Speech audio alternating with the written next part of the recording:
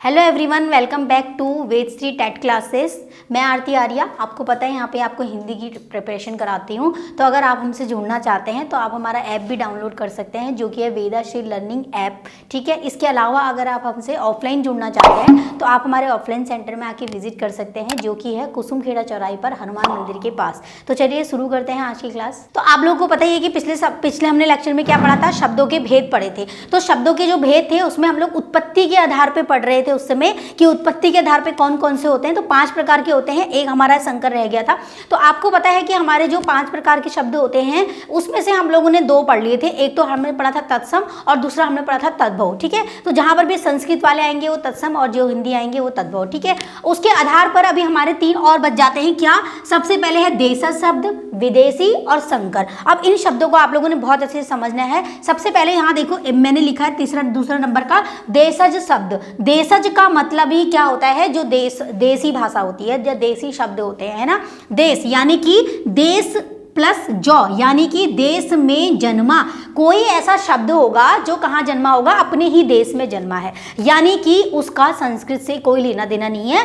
वो लोगों ने अपनी आवश्यकता के हिसाब से बनाया, एक ने बोला, दूसरे ने बोला और उसके बाद सारे लोगों ने वो बोलना शुरू कर दिया। तो एक तरह से वो शब्द क्या हो गया, लोगों के मुंह पे आ गया, यानी कि सब लोग उसका प्रयोग करने लग गए। तो इसका मतलब है ये देश में जन्मा हुआ शब्द है। और ये कैसे, उसकी उत्पत्ति कैसे हुई है? इसकी उत्पत्ति ऐसे हुई है कि लोगों ने अपनी आवश्यकता के अनुसार, अगर कोई चीज सर पे पहन रहे, ठीक है, तो उन्होंने उसको पगड़ी बोल दिया। और जब उन्होंने उसे पगड़ी बोल दिया तो सारे लोग उसे पगड़ी बोल रहे हैं। अब ये बताओ, जो पगड़ी शब्द है वो क्या संस्कृत से आया हुआ कोई शब्द है, क्या पुराना कोई शब्द है? नहीं, वो लोगों ने अपनी जरूरतों के हिसाब से बोल दिया। तो जहां पर भी आपको आवश्यकता के हिसाब से कोई ऐसा शब्द दिख जाए जो हमारी आवश्यकता से जुड़ा होगा, वो हमारा देशज शब्द होगा। ठीक है, और कुछ देशी शब्द भी होंगे, वो हमारे देशज शब्द होंगे। चलो यहाँ देखो क्या लिखा है, ऐसे शब्द जो क्षेत्रीय आवश्यकताओं के हिसाब से क्या हुए, प्रचलित हुए। तो यहाँ पे लिखा हुआ परिभाषा आपको रटने की जरूरत नहीं है, आराम से आप देख सकते हो, मैंने सब लिखा है आपके लिए। तो यहाँ पे ऐसे शब्द जो क्षेत्रीय आवश्यकता के हिसाब से प्रचलित हुए, जैसे कि हमारा यहाँ पे क्या है, थैला। अगर हमें कोई सामान लाना है तो हम लोगों ने उसका क्या कर दिया, सामान लाने के लिए किसका यूज करने लगे, थैले का यूज करने लग गए। और जब हम थैले का यूज करने लग गए तो हम लोगों ने थैला एक शब्द बना दिया, और उसी थैले शब्द को आज सारे लोग यूज कर रहे हैं। तो ये भी क्या हुआ है, देश से जन्मा हुआ है। इसी तरीके से पेट है, पगड़ी है, लोटा है, टांग है, ठेठ है। मैंने कहा ये ठेठ पहाड़ी है, मैंने ऐसे बोला कि ये ठेठ पहाड़ी है। तो ठेठ क्या है, मैंने ऐसे ही बोल दिया कि हाँ ये प्रचलित है, इसलिए मैंने उसको ठेठ शब्द दे दिया। तो आप लोग अगर ऐसे अंदाजा लगाओगे तो आप आराम से निकाल सकते हो हमारे देश शब्द को अलग। ठीक है, ऐसे करके एलिमिनेट करना सीखो। जैसे 4 ऑप्शन होते हैं तो उसको एक एक करके एलिमिनेट करके सीखोगे तो आराम से आ जाएगा। ठीक है, समझ में आ गया होगा देश शब्द क्या होते हैं। अब चलो यहाँ जाते हैं, विदेशी शब्द क्या होते हैं। विदेशी से ही आपको पता चल रहा है कि विदेश की भाषा है, यानी कि भारत से बाहर की बात है। तो यानी कि वी प्लस देश, विदेश में जन्मा।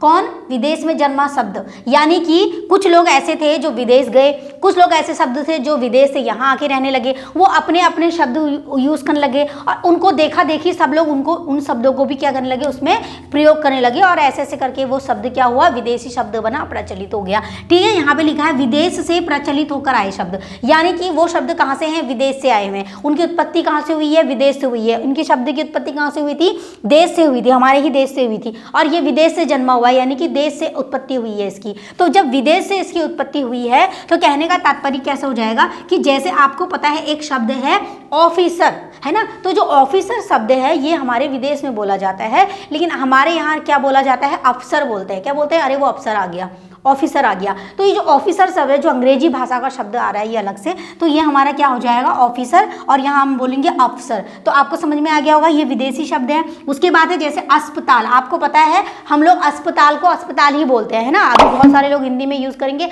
अस्पताल बोलेंगे, हमारे देश का भाषा शब्द है। अगर इसको इंग्लिश में बोलने की चाहो तो क्या बोलोगे, हॉस्पिटल बोलोगे। तो अगर हॉस्पिटल अगर आपको दिख जाएगा तो ये हमारा क्या हो जाएगा, देशी शब्द, विदेश हो जाएगा। जैसे लालटेन है, इसको हम लैंटर्न बोलते हैं। क्या बोलते हैं इंग्लिश में, लैंटर्न। ठीक है, इसी तरीके से कप्तान। ठीक है, अगर इंग्लिश में बोला जाए या विदेशी शब्द बोला जाए जो विदेश से होकर आया है, कैप्टन, है ना, कैप्टन, कप्तान, तो दोनों में अंतर है। ठीक है, तो कैप्टन हो जाएगा। इसी तरह से जैसे गोदाम, पहले हम लोग ऐसे बोलते थे ना, गोदाम से राशन ले आओ, गोदाम से राशन ले आओ। अब क्या बोलते हैं, गोडाउन से राशन ले आओ, है ना। तो ये क्या है, विदेश से प्रचलित होकर आए हुए शब्द है, गोडाउन। ठीक है, तो इस तरीके से आप लोगों ने इसको ध्यान में रखना है। चलो नेक्स्ट चलते हैं थर्ड में, संकर शब्द। संकर शब्द क्या है? यहाँ पे संकर का शब्द ही मतलब ही होता है सम प्लस कर, यानी कि संकर मतलब दो भिन्न भिन्न स्रोतों या दो भिन्न भिन्न शब्दों से मिलकर आए हैं। आप कह सकते हो कि एक हिंदी से मिला है और दूसरा अंग्रेजी से मिला है, और ये दोनों अलग अलग स्रोत हैं और दोनों ही मिलकर क्या बना रहे हैं? एक तीसरा शब्द बना रहे हैं, एक नया शब्द बना रहे हैं। ठीक है, यानी कि दो भिन्न स्रोतों या शब्दों के मेल से बने हुए शब्दों को हम लोग क्या बोलते हैं? संकर शब्द बोलते हैं। संकर शब्द बहुत पूछा जाता है, इंपॉर्टेंट, मोस्ट इंपॉर्टेंट, तो आप लोग याद रखेंगे।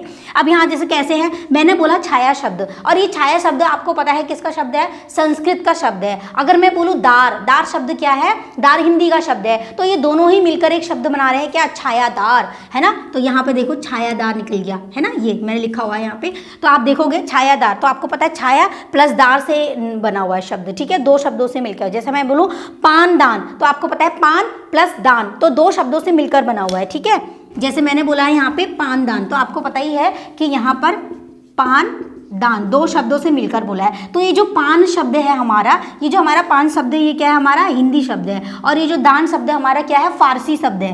क्या है? फारसी। अच्छा, ये जो फारसी वगैरह शब्द होते हैं, ये सारे ही शब्द किसके अंतर्गत आते हैं हमारे? ये सारे फारसी है, उर्दू है, ये सारे हमारे विदेशी शब्दों से आते हैं। ठीक है, विदेश के अंदर आते हैं ये सारे शब्द। ठीक है, इसी तरीके से आपका ये हो जाएगा पानदान, ये फारसी। ठीक है, अब यहाँ पे आ जाएंगे नाका। नाका, नाका शब्द यहाँ पर क्या है हमारा? नाका और बंदी। ठीक है, तो आपको पता है बंदी शब्द कैसा लग रहा है? बिल्कुल फारसी जैसा लग रहा है। नाका मतलब हिंदी जैसा लग रहा है। तो जब ये दोनों ही स्रोत आपस में मिल रहे हैं, तो नया शब्द क्या बन जा रहा है हमारे पास? नाका बंदी।